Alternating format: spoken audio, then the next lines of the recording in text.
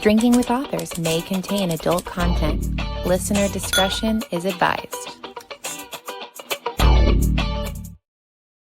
Hello, everyone, and welcome to Drinking with Authors. I'm your host, Nick Savage, author of The West Haven Undead. You can see it right behind me. Tonight's episode, as always, is sponsored by Four Horsemen Publications. That's 4 horses, not 3 or 5, but 4. Joining us this evening, it's a little counting lesson for those who are into math. Joining us this evening, we have author J.R. Tross, who has written many, many books and short stories, including the Elfraver series. Now, Elfraver is not spelled elf. He's going to get into all this stuff right now, but before we do that, I'm going to ask you, JR, what you drinking? I am drinking an Irish cream martini, which is just, let's see, I got it down here, 2 parts vodka, 1 part Irish cream liqueur. You just shake it, throw a little ice in. It's delicious. I have my nice Guinness extra draught.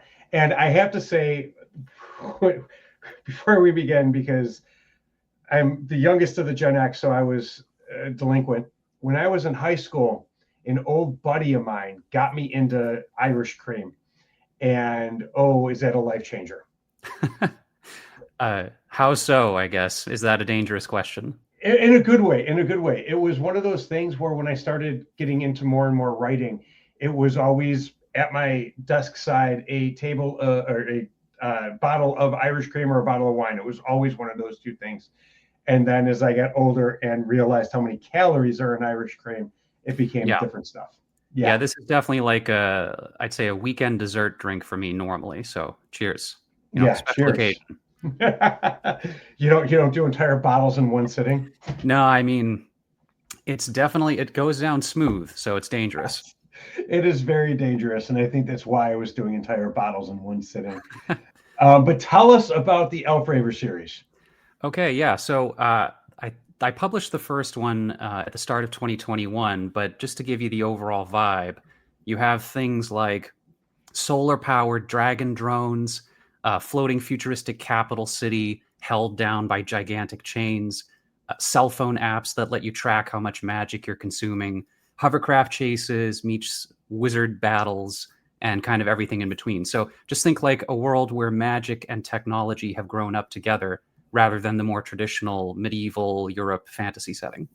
So it is very much a sci-fi and fantasy mix, not just your fantasy. Yeah, there's definitely heavy doses of like cyberpunk Neuromancer style stuff in addition to dream magic and the kind of weirder eldritch creepy stuff too. Okay, so you said the word and I have to bring it up. Did H.P. Lovecraft influence you, or his writings, not him personally, he was a jackass. Yes, I was going to say. did his writings influence you in any way when doing this, since you said the magic eldritch word? Yeah, so for sure, the eldritch horror genre has evolved beyond H.P. Lovecraft in like how fantasy has evolved beyond Tolkien. We owe a lot to them, I guess, but Lovecraft is a complicated guy for sure. Like a lot of stuff about him is objectively very terrible, especially by today's standards, but also by the standards of the time. But he did have like his particular cocktail of gloomy, macabre outlook created stories that definitely inspired me as a kid. Like I remember reading The Outsider when I was, I want to say 11 or 12, and it really freaked me out. Like I remember being creeped out by the idea of not knowing your own name and your own face, and then having the truth about you. Yeah, like you're the monster, you're the scary thing in the tower. And then I also, more recently, when I was in college, I read a lesser known book of his called The Dream Quest of Unknown Kadath. And that is a dream journey that definitely heavily inspired some of the weirder stuff in the later part of my series. Now, I was under the impression that I have actually read all of his works, and you have just proven me wrong with that last one. So I'm going to have to look that one up. What is it? The Dream Quest of Unknown Kadath. And Kadath, I believe, is spelled Kadhath, something close to that. Okay, it's a novella, and it's very strange. It's just this guy going through this incredible dream odyssey. as he pursues. I think he's like looking for chaos at the bottom of the dream. It's interesting. It's very cool. So you said something when you were describing your world. My brain is very ADD, which is why these questions seem random. But you said something when you were describing your world. You said floating cities held up by chains. Yes. Here, I always have the copy sitting next to me for just such questions. So I'm talking about the capital city of New El. Try to get the glare off. This is the floating city. There are about 8 million people living there, and it's essentially the richest, most powerful people and their servants. And it's held down by a bunch of chains. Otherwise, it would just float up into space. Okay, I was thinking like Hanging Gardens of Babylon. That'd be cool too. Floating downwards, it's the chains prevent it from floating into space, and it looks like it's a very congested city based on what I could tell from the. Yeah, that is a lot of rich people, or a lot of houses. Thousands of years ago, according to the lore, like this is introduced in stages, right? It's not really a spoiler. I don't have like a lore dump prologue for you, but it's thank you for that, by the way. Yeah, I mean, it's fine. I'm not going to tell anyone what not to do, but I tend to like to just jump into the story and learn what I need as I go. So anyway, the backdrop is like, according to the origin stories of humanity, right? Thousands of years ago, humanity was enslaved and governed by 2 dragons, and they had these humans build this sphere of earth and stone, and then they raised it using magic, and the chains hold it down. They wanted to create like this temple to themselves, like essentially a flying pyramid kind of idea. So the chains hold it down, and the magic keeps it in the sky. I have to ask about the spelling. Yeah. AELF.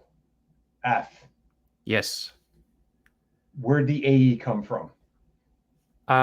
So I am a bit. I'd say I have an amateur, avid interest in linguistics. So the AE is definitely like old German, Norse inspired. So, like, I was reading a lot of like Norse mythology years ago, and you have things like I forget the exact name at the moment, but there's like a German name that means elf army. So there are just some people that are named elf army, which is sick. But the old German word for elf, one of them at least, is AELF. And so the idea of the elf raver, it means monster hunter in this world. And the elf are anything that isn't a human or an animal, so the others.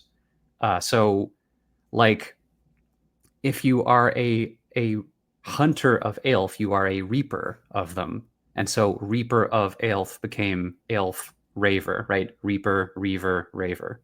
It's sort of just, it's like imagine in this world that it just sort of, the pronunciation and the spelling changes over time, just like words in our languages.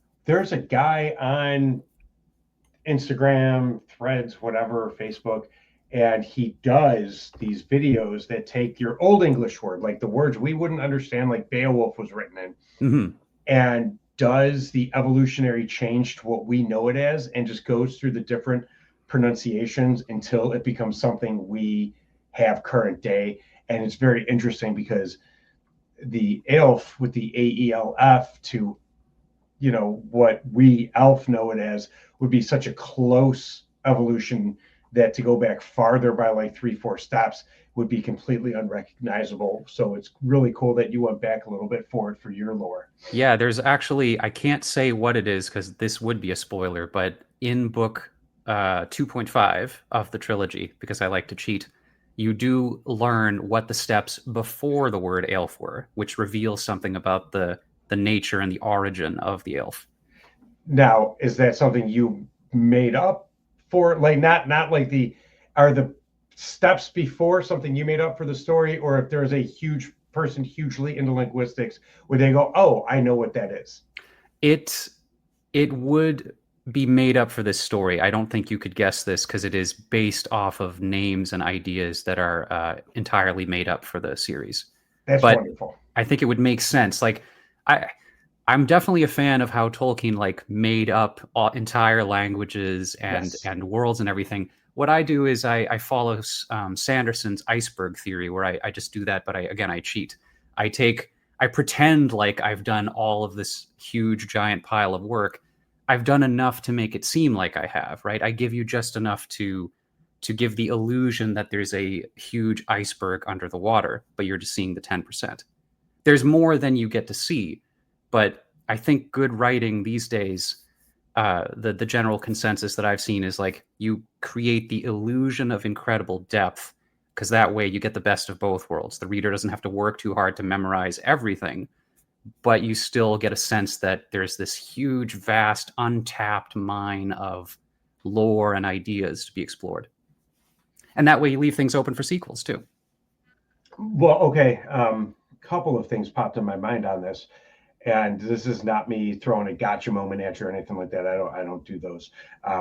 But there was and I'm going to make a video game reference here, and I don't play World of Warcraft, but there was a World of Warcraft expansion where they had this giant like C2E2 or some giant convention release for this expansion, and the developers are sitting up on stage and they're taking questions, and this kid stands up who had already like played and beaten the expansion, and he says to them, and I'm going somewhere with this, and I have to summarize what he said because I don't remember, but he's like, the character who introduces this part of the expansion died 100 years earlier in the story lore and never was brought back. So how do you justify him being, you know what I'm saying, in here? Like he came up with this complete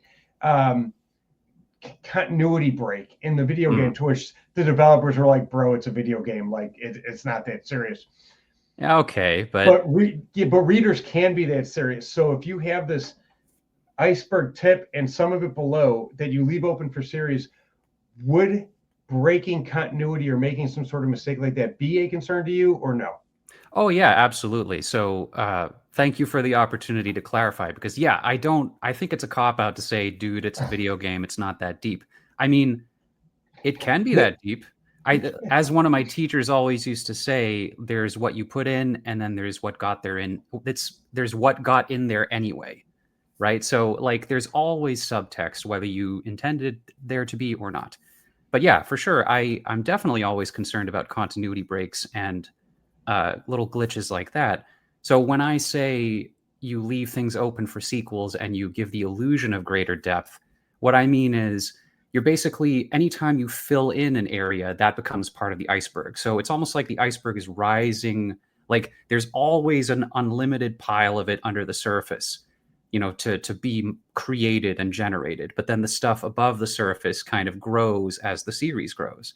So whenever you create something new and you populate a new area of the map, you're creating more iceberg, like more things that exist. And it's your job to make sure that it fits with the existing iceberg.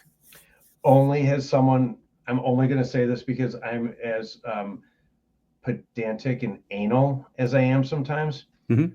Wouldn't a growing mountain be a better analogy, since the mountain actually grows as the foundation? And I'm not, icebergs are shrinking.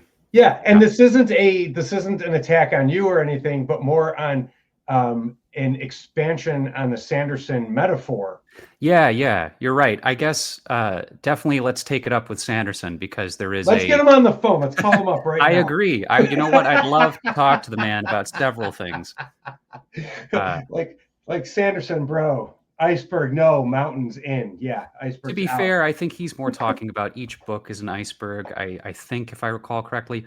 But yeah, for sure. I agree that since we have now kind of finessed the metaphor a bit, I agree, a mountain, right? The plates are pushing up against each other. Things are driving the rock above the surface. The plates. You remind me of a buddy of mine, which is why my mind is in this set, is he's always challenging me, which is a good thing, but he's always challenging me in my stories to make sure I know my own lore and everything like that. So I'm just like, this metaphor could be cooler if like the developing story was the tectonic plates, and as we add to it, the mountain. And that's just me, and how like you have me thinking in that mindset of what my buddy does when I'm working with him. So That's a very good buddy to have. Yeah. He was my best man at my wedding. He was great. It's so interesting that you say that, because I have a similar buddy, Silas Jackson, who's also a writer, by the way. And he and I work on things together, or at least we did in the past, directly. And he was also the best man at my wedding. So you have good taste in best men, I guess. Silas Jackson is probably one of the coolest names I think I've ever heard. He sounds like an old lighthouse, like caretaker, like a grizzled New Englander. And he is from New England, so. Well, either that or he sounds like a Nicolas Cage character from like Face Off 2. I'm Silas Jackson. That was way too good of a Nicolas Cage impression. Well, it's not my first time, Nick. No, that's wonderful. So you said you don't make up languages in their entirety like Tolkien did. Yeah, I like to, I definitely have a running tab of words that I've created, and I do kind of think about their overall structure, as well as taking inspiration from real languages that I know or have bumped into. So it's never a one-to-one, but I like to make sure that there's some consistency in the elements that I take, and they grow organically from that core. I do know that Tolkien took Elvish from Irish Gaelic, and I'm sure Scottish Gaelic to a point. And then I also know that Klingon, even though it has more of a German-style harshness to it, was also inspired by Gaelic. That makes sense. There's a lot of, I mean, I'm not an expert or anything, but isn't it true that, no, I have it backwards. Welsh got all the consonants and Gaelic got all the vowels. Isn't that what they say?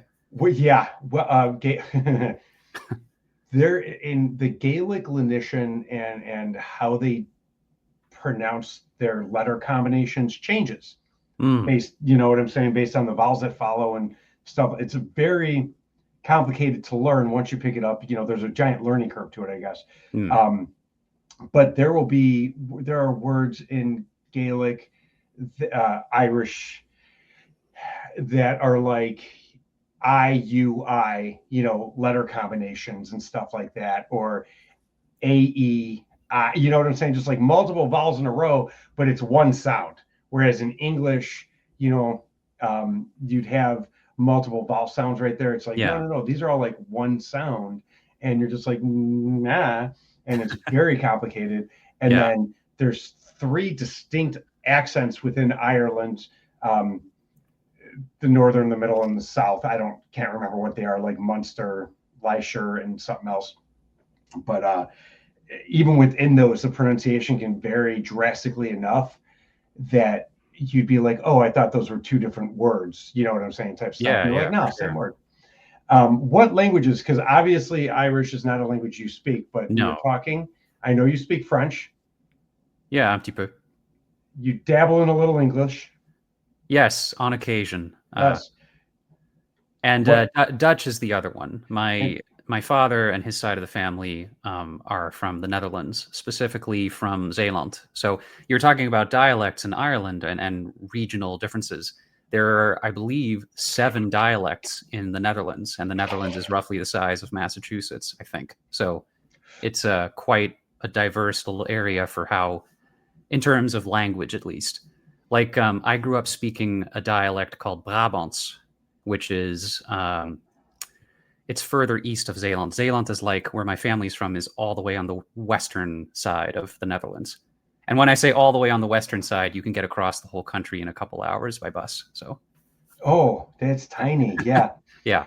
I've never been overseas. I've been stuck kind of within the States, once to Canada, a couple times to Mexico, but nothing as exotic as going to the Netherlands or experiencing that. But yeah, a couple hours by bus. It takes me 2 hours to get to the coast from where I'm at. It takes me an hour to get to Atlanta, and I live very close. So. Yeah, but is that rush hour traffic? I guess without rush hour traffic, you could do it in 45 if you. Oh, that's not terrible rush hour traffic then. Yeah. I guess 45 to an hour, depending on how severe things are. Oh, that's not bad at all. No, that's wonderful. I live fairly close. I live like close to a highway. I'm plugged into the metro system. It's just, this is one of the busiest and craziest towns in terms of driving. No, yeah, I am now. I'm down. I know we were talking earlier saying I was from Chicago, but now I'm down in the Orlando area, Hmm. and so that's it. Don't come down here. Okay, you got it. It's, Yeah. yeah, it is. The traffic down here has been rated the worst in the nation. Wow. Okay. I know Um, Atlanta was on that list once upon a time, but I don't think recently. I think they've done a good job of updating their highway system a little bit. oh, if you can send the people who updated that system down here, that'd be wonderful. I hope you like tolls because they're coming. Like if they, Oh, we're getting them down here, and to be honest, they're trying to make it where like the express lanes have the tolls. yeah, So it costs money, but it'll be quicker. And me and my wife have it down to if tolls save us more than 15 minutes, we'll take the tolls. Otherwise, we'll sit in the traffic. it's pretty reasonable. Yeah, I think everything is time and money, right? Like you Yeah. get money from time, and so to save time, it has to be worth a certain amount of money, and vice versa. Those are your two main resources. Yes. Um, you are you more fluent in Dutch than you are in French? I'd say vice versa. Just I'm more fluent in French just because I lived there more recently. I left the Netherlands when I was about 9, and I Okay. lived in France till I was about 13, 14. So I've been in the States for 20 years. 20 years. Okay. And you're I'm going to say something that's going to really make me sound ignorant onto how other countries work. Your English is perfect, but if you grew up in the Netherlands and France, was English your first language? Yeah, so my mom is Okay, American. She's your from New mom's. England. So yeah, so my dad is Dutch. My mom is from Massachusetts, and I will say though that my particular accent blend, like I have a couple of things that I definitely took from her side. Like instead of saying Florida, I say Florida. Right? That's very Massachusetts. I feel. It's very Yeah, Massachusetts. I love it. I come from Florida. Yeah. Aka and Harvard Yard. But anyway, in Holland, though, in the Netherlands, most people speak some amount of English, and some people speak incredibly precise English, if not with a little bit of an accent. So, like the Dutch accent is very clipped and precise. I'd have to listen to like a news clip to get it down perfectly, but every time I go back there and I come back to the States, I always end up sounding like I'm speaking with a Dutch accent for a couple days. It's kind of like, yeah, it's very precise. You have to have a bit more intent and hit the consonant sounds a bit harder, like this. Okay. Okay. So I was a little ignorant in assuming that because but No, I mean yeah. the Netherlands is also like particularly good, and I like to think it's because it's such a tiny country that really the only thing they can do is be very good at diplomacy and engineering. Those are like the two big career paths. Make sure that you keep the English and the French and the Germans happy, or you are absolutely 100% screwed, as time and history has proven again and again. Yes. Like the 5 biggest cities in the Netherlands were bombed to ashes twice in one Ouch. century, I think. So at least during World War II, it was like all the big cities just flattened, just while Germany was on its way to do bigger and more important things. So it's Yeah. like my uncle, my uncle is a mechanic, or at least he was before he retired. He was a mechanic for Volvo, and he would work on the big rig trucks.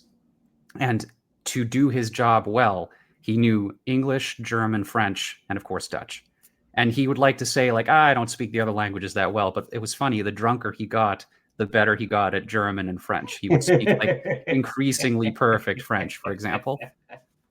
So my dad is the same. Like for his business, he speaks essentially like with some degree of fluency about 4 or 5 languages. Okay. Okay. Yeah. Um, So so I'm dropping the ball basically with only 3. no. That is okay. 3 is still impressive in more than like 90% of Americans. So you're good. And I made up that statistic. I'm probably wrong. Well, yeah. I mean, Yeah. it's helpful for sure. I feel like it definitely unlocks a different part of your brain, or it exercises a different muscle to try to think in a different language. Yes. We were talking before we started this about brand. And do you remember that? I mean, we were just chit chatting and stuff, so things can fly in and out of our minds. But you had started to bring up a very good point on being an author and having your author brand and everything like that. Would you mind recapping what we were talking about and expanding on that, because you were bringing up very good points? Okay. Yeah, I think I remember the tangent we were going off on. So these days, I mean, I'm sure it's always been a little bit true, but these days, with the fact that so many people, like essentially anyone can publish a book. So to create a profile for yourself, to make yourself stand out in the gig economy that we've entered, for better or worse, the thing to do, it seems, is to create your own brand. Like, who is X, right? Who is J.R. Tross? And so you have to decide, well, how can I present paradoxically some version of myself that is authentic seeming, right? It has to be real enough to not come across as one-dimensional and fake, but it can't be entirely yourself, just because that's not how it works. I don't think we're 100% ourselves all the time with hardly anybody. So you create a palatable version of yourself. Maybe this is too in the weeds for what you were asking for, but I've given this a lot of thought. No. This is perfect. Keep going. I love it. So like, just to give a concrete example of all this like abstract stuff that I'm yucking about, J.R. Tross, I guess, is it's all the stuff we've been talking about, the story you tell about yourself, right? How do you present yourself? Well, I've traveled to these places. I speak these languages. These are the things that influence my writing. These are the types of stories that I like. And I think my idea of creating a brand for myself is to present myself for a version of what I really am, which is, I'm a big nerd. I enjoy playing Dungeons and Dragons and other tabletop RPGs. I enjoy playing video games of various kinds with friends and by myself. I like to read a lot of different kinds of books. So I have a lot of sources of inspiration that I can talk about. And generally, because of the tutoring side of things, I think I've gotten good at just talking to, kids to adults about pretty much anything, whatever topic comes up. So I'm sort of I like to think I know a little bit about a wide variety of things, and that my main objective in life is to talk to people about what they're really interested in, so I can learn just a little bit more. Two things came to mind while you were talking. One is, and we're going to come back to it, D&D, and your thoughts on THAC0. And two, Jim Carrey had at some award show gone off on a speech in the way Jim Carrey does about how Jim Carrey doesn't exist. And oh yeah, I remember that one. And it was basically him pointing out that every actor, every celebrity we see, whether it be on TV or on a podcast or doing whatever interview, is, like you said, presenting the brand version of themselves, which nowadays we try and make a little more authentic, to a point that, like you said, is more palatable for the public. We're more highly visible than ever because there's always cameras and social media pointed at us. But how much of it do you think is something that we will either get tired of presenting because it becomes something that isn't us any longer, no longer us? Wow, that was a horrible phrasing. Is no longer us, or much like happens with a lot of influencers, where we think they're authentic, and then we learn that not even something that happened years ago, because you have to give people the chance to grow, learn from mistakes, but like the recent happenings of some expletive, laden rant, that's just, F-bombs. Yeah, and you always end up learning about somebody that you really respected. Like, well, may I name a name of a famous author here for an example? Okay. So Neil Gaiman was a big influence on me when I was younger, and details about Neil Gaiman have come to light. Allegedly. I don't know if it's all been, confirmed or whatever, but the suspicion and the response to it, and the credibility of the victims, of course, like, to me, that just sort of destroys your brand. That destroys, from my perspective, like, he's sort of dead to me, I guess, which is unfortunate, but I see what you're saying, right? Like, as the camera is pointed at you, as social media connects you 24/7, it becomes harder and harder to hide who and what you really are, which is why I think it's so important to be some version of who you authentically feel you are. Yeah. Right? Don't pretend to be into D&D if you're not. Don't do that because you will be discovered. Yes, you will. Yeah. I am not a rules a rules lawyer. You know what I'm saying? In Sure, that yeah. sense. And that's because I grew up playing homebrew editions only.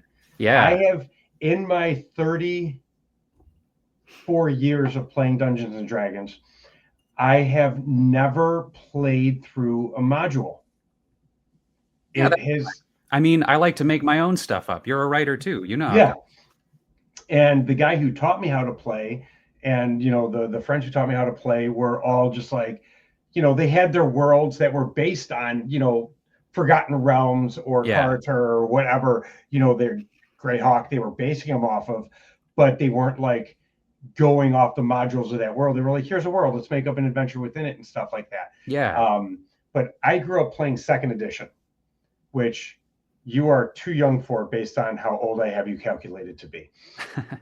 Yeah, I didn't get to start until 5th, but I have played Pathfinder, and I've played some old school revival games like I'm probably not pronouncing this right, but Merkbori or Morkborg. It's like a death metal type medieval fantasy apocalyptic one. Rules light but very brutal and everything. So the 5th edition D&D has gotten back to second edition kind of play, because with 3.0 and 3.5, and nobody counts anything after 3.5 until 5,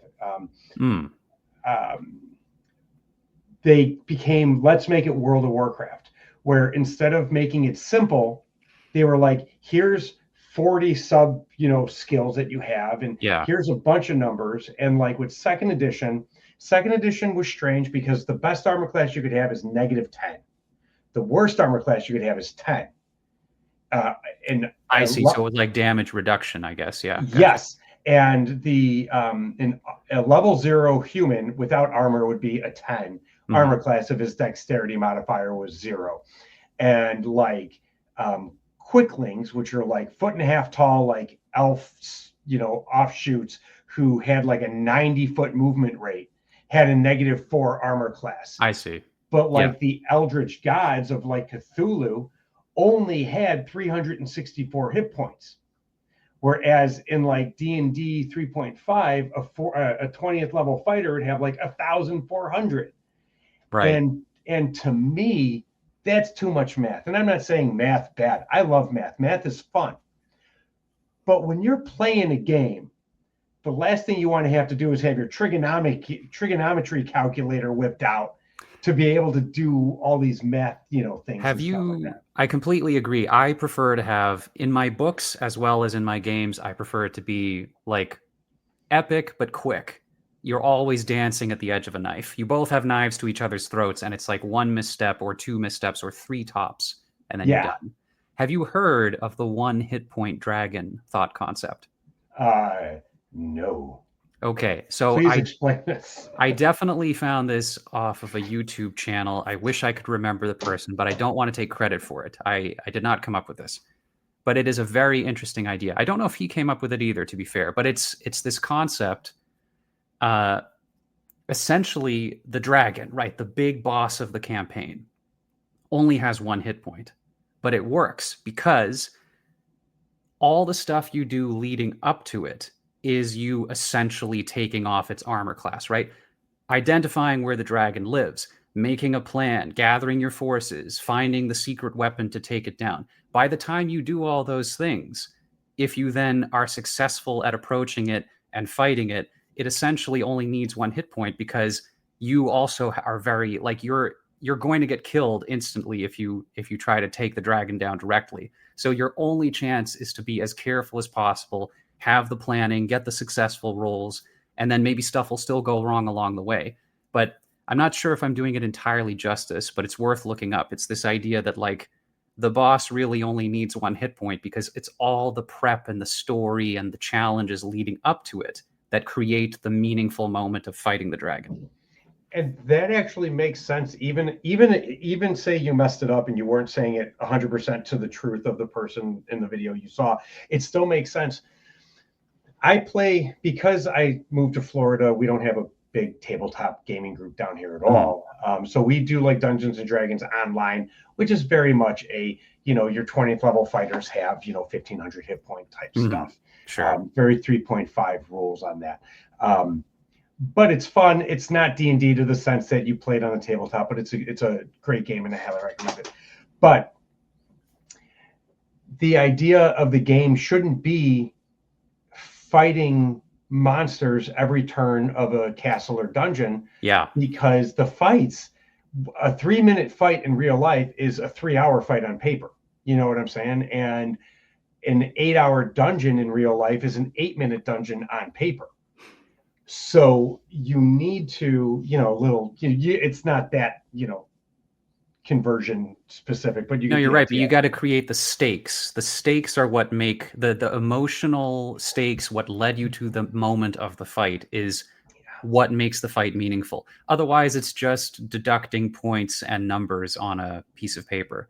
And that's meaningless. Yeah, the whole game requires you to suspend disbelief. And so I feel the same way about fights. Like every fight should be, well, I mean, as much as possible, of course, right? Sometimes random stuff just happens. Like if you punch a guard, you're going to get into a fight.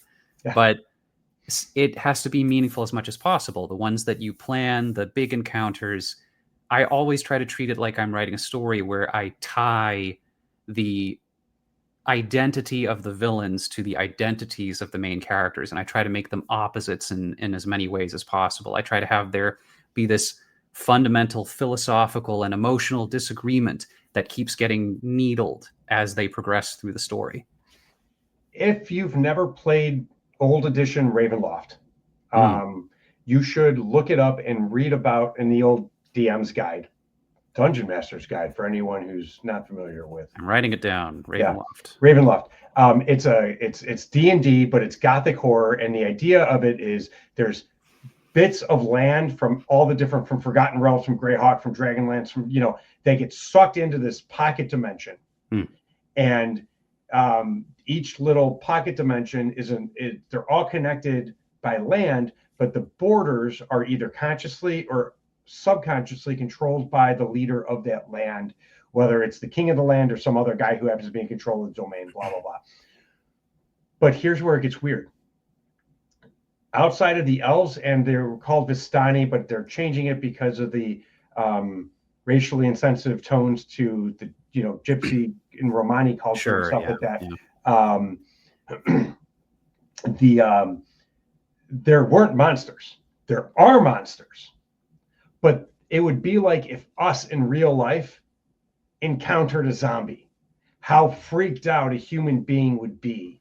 And this is before the zombies became popular with Walking Dead and everything like that. Sure, if in the 1960s, a guy just walking down the street encountered like an orc or a zombie or, you know what I'm saying, a troll. Yeah, it would truly blow your mind. And so they have these different like horror, roles and stuff like that. See if you've gone insane and how long the insanity lasts for and stuff like that. But it's every encounter. There's no, when you're playing just like Greyhawk and you're like, oh, I'm going to wander down this path and see what happens every, a quarter mile or whatever, you do a random monster encounter. There's none of that in Ravenloft. Every encounter, from the rats that cross your path to the Vistani camp that you come across, is all planned. Now, how the characters interact with it is a different story, but it's all planned. And from a storytelling perspective, I think you would especially like that, because you seem like someone who would really enjoy that. It sounds great. I'm going to check it out for sure. I might have to run a game in that.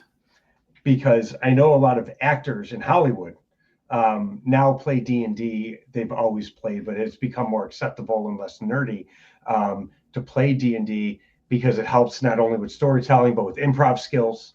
Yeah. And I think you are saying this not so directly, but authors should play D&D because the storytelling skills it helps develop.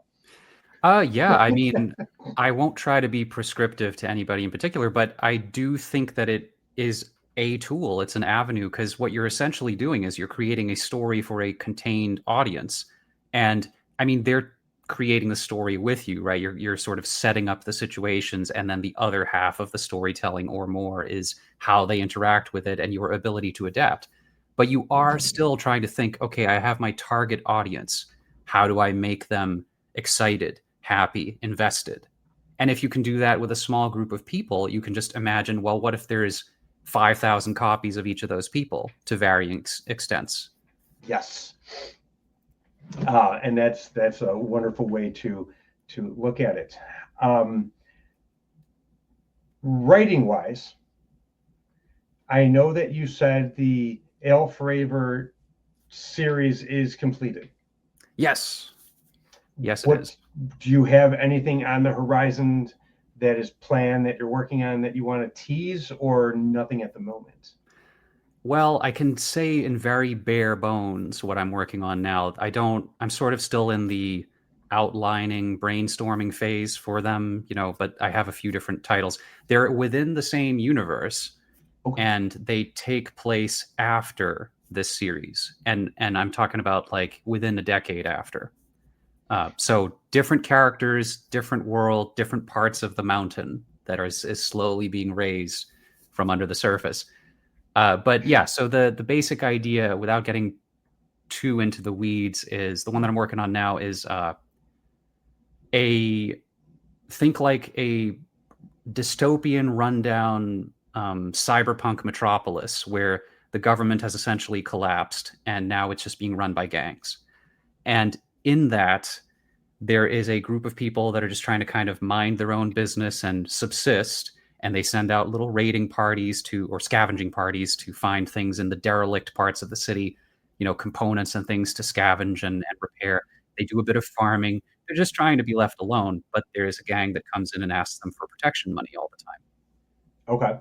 Enter into this a group of strangers that have a mysterious past that I won't talk about, but they kind of get embroiled in all the personal struggles of the people who live in this town in let's say a Seven Samurai style plot toward the end, where they deal with the bandits, and they are not the protagonist. The protagonist is going to be a 12-year-old kid, but that's sort of the setup of the story.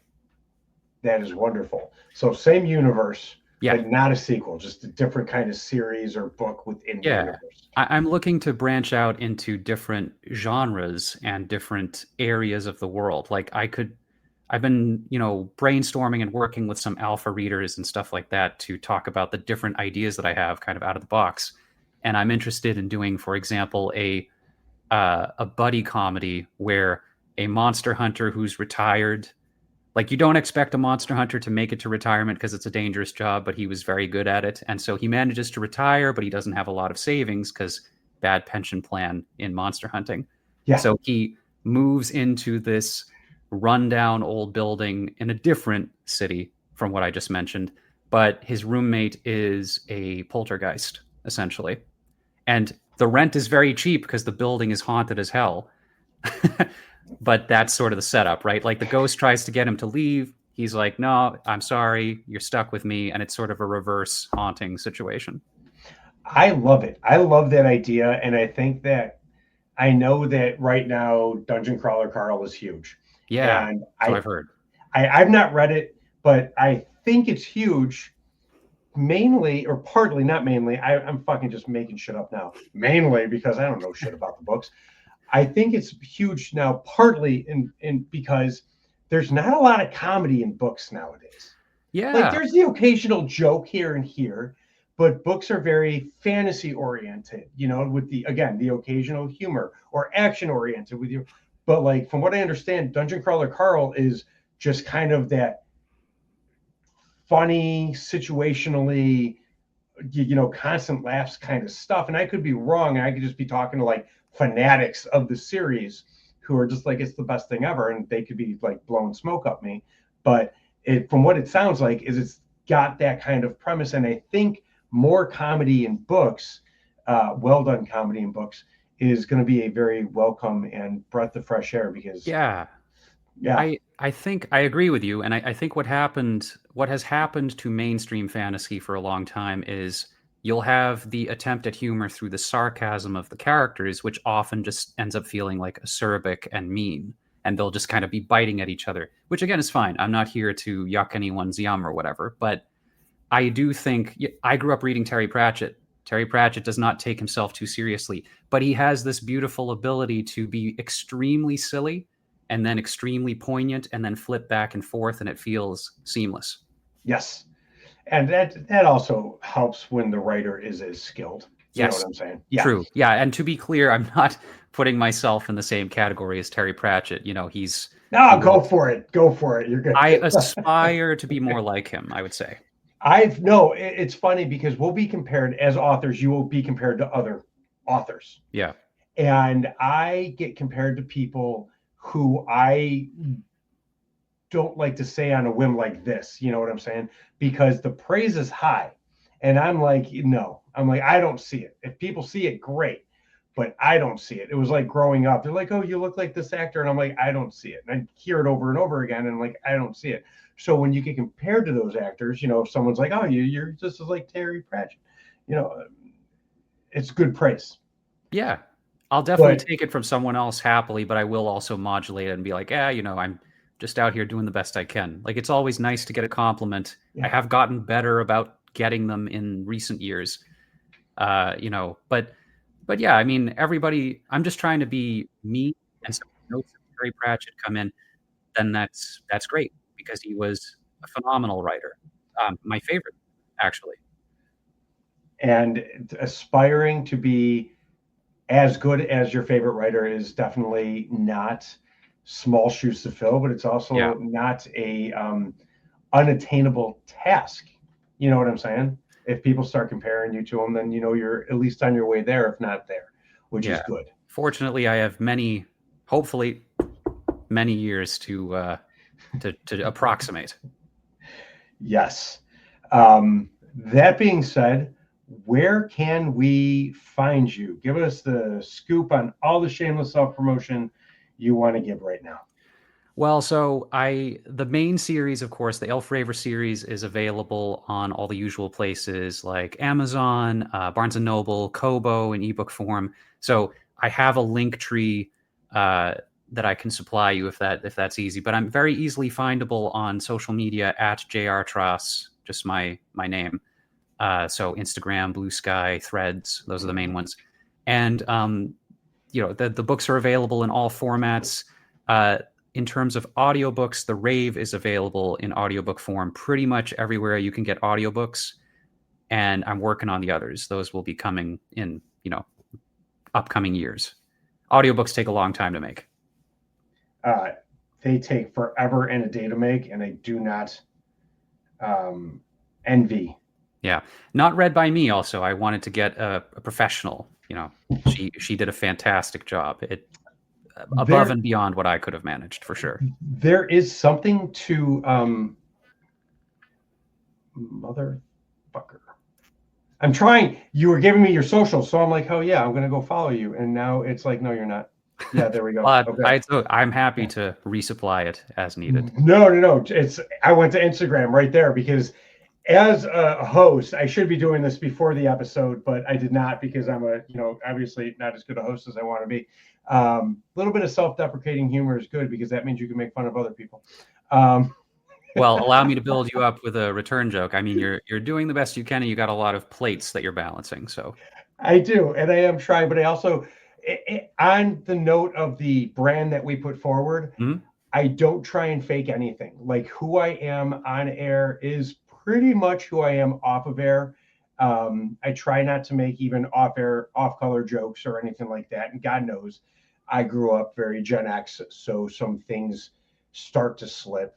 And I mentioned this in a previous episode. Growing up in Chicago, I didn't realize I was pronouncing a country's name almost derogatorily. So now every time I say it, I try and correct myself, but it's gotten to the point where now I say it properly and then correct myself to say it improperly. And my wife pointed out to me, because we were talking about Iran, and I was like, Iran.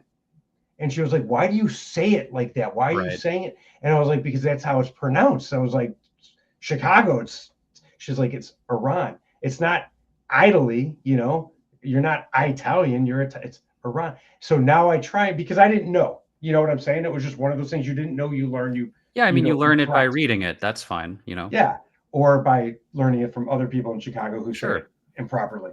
But then you learn, you correct yourself, and you do your best. You know what I'm saying? So who I am on air is often, who I am off of air, minus when I pronounce things improperly and stuff like that. But like, I'm not a, I try and do that. So I try and do my best with the podcasting and following and everything, because we ask, that we hope that the authors promote the show that they're on as much as we promote it for, them and stuff like that. So I try and go above and beyond and follow everyone, because Yeah, for sure. it's nice to know people. I mean, it's good cross promotion. It's good for me and good for you if more people see this episode, for sure. Exactly. And that is Instagram, Blue Sky, and Threads. Yeah, the other meta platform. Yes. Those are the three main ones that I'm on. It's too much to manage otherwise. I tried doing them all. You can't stick to like 3. I'm going to work on doing a YouTube soon, and it'll just probably be my name again. So, that's the idea. Coordinating producer does everything. My job with the show, literally, I come here, I'm the pretty face on the air. The coordinating producer makes the show happen. If it wasn't for her, I'd just be talking to myself. You know what I'm saying? Well, yeah, I mean, if it wasn't for my wife, then all of these books would just be Word documents on my computer, and I'd be like, what's the next creative project? And no one would know who I am. Yeah. You're a good team. It's very much, the author is just the face of the team that makes the author happen. Yeah. In anything that happens. Yeah, I mean, you got if you're doing the whole kit and caboodle, you got your alpha readers, your beta readers, your editor, your audiobook performer, and it just, the list goes on for sure. And then all the people who support you personally, Exactly. It's an endless list just to make you successful, and we just try and return the favor where we can. Yeah. Speaking of favors, yes. If you had one piece of advice, and I do ask this of every guest on my show, if you had one piece of advice that you can give an aspiring author, just one piece, what would it be? Okay, so when you brought up using D&D as kind of like a writing tool, a way to improve your storytelling craft, I think that's very relevant to the piece of advice I usually give, which is do workshops. Find a group of people, like other writers. It doesn't have to be a thing that you pay for. In fact, it's probably better if it's just a group of writers all doing their best, varying skill levels, doesn't matter. Get together on Discord or in person at a coffee shop, whatever you prefer, and do a rotating thing where 1 week you read the work of one person, and then you rotate through. Everybody provides feedback every time. You get a handful of very involved, dedicated opinions, people who are really trying to help you get better. Take the advice that is useful to realizing your vision. You don't need to make every single change, but that's immediate, clear feedback, and that is probably the thing that helped me improve the most. I was in a class in college that kind of started me off on the official workshop track, and I've been running workshops ever since for people. And that's like the biggest growth accelerator that I've ever seen. Yeah. If only I were as wise as you when I was younger. It wasn't until my buddy, who was, my best man, started asking me the whys and the whys and the whys of my lore, that I started understanding that people aren't asking you questions and giving you advice to give you a gotcha or to tell you you're a bad writer, but to help improve you. Yeah. And it was when I was able to shift that mindset from they're trying to tell me I suck to they're trying to make me better, did I actually start getting better. And it was myself holding me back. So you were very wise to have, it was him and my wife, but I can't talk enough good things about them, but it is one of those things where you have caught on to some very good advice, much younger than, no. Yeah. If you had just caught on to the advice now is when I caught on to the advice about it. But I'm sure you've been writing, a little longer than 2 days. Well, I mean, I've definitely gotten better about it over the years. I will say the first workshop I was in, the first real workshop in early college, destroyed my ego. I'm not kidding about that. Like, they tore into my work because it was it was anonymous when everyone threw the pile in, or at least they didn't know who I was. And then afterwards, when they heard me talking about it, I heard some people say they felt bad for how harsh they were. I was the first person that they workshopped. So everyone was kind of trying to figure out how aggressive to be. But I don't regret it. And I don't think everyone will have the same like difficult experience. But I will say the ego bruising was very valuable because what we create, you know this, what we create is deeply personal to us. And it's something, it's a window into the deepest aspects of who we are as people, how we see the world, how we think. And so there's this interesting dance you have to do where on the one hand, you have to be extremely vulnerable, but then when you get a bad review or you get harsh critique, you have to take what's useful, if anything, and then learn how to, roll with the punch. Yes. And that can be very difficult, but with practice and exposure, you can learn to separate yourself from your ego while still being authentically you, to some extent. Right? It's all suck to get a 1-star review, whatever. It is what it is. It is what it is, but the thing is you can't please all the people all the time, and you're going to write what you write, and it's not going to be for everybody. And you shouldn't try to. You shouldn't try to please everybody because you'll end up pleasing nobody. Write for the people who love the kind of stuff you love. Yes. Make sure you love what you write. I guess I'm giving more free advice. I'm sorry. No, that's okay. I love it. Write for yourself, and you will find an audience. Absolutely. And it is one of those things. I want to thank you so much. It has been a pleasure to be able to talk about everything from D&D to mountains and icebergs. Yeah, the pleasure was mine. Thank you so much for having me. I really appreciate it. Thank you. Yeah, and we're gonna be doing this again too. So we're not done. Awesome. I look forward to it. I look forward to it too. And to everybody who tuned in, who listened, who watched, thank you all so much for being here. And until next time, remember, it costs nothing to be. Thank you for listening to Drinking with Authors. Join us next time for another fun conversation with an author over drinks.